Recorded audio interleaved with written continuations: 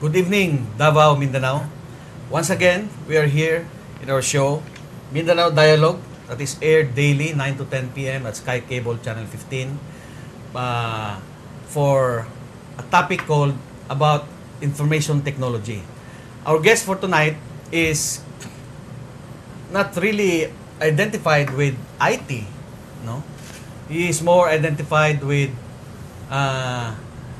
progressive issues, no, ng Pilipinas, but he sees something important in this undertaking in the House of Representatives by proposing a bill that will promote open source IT technology in the Philippines.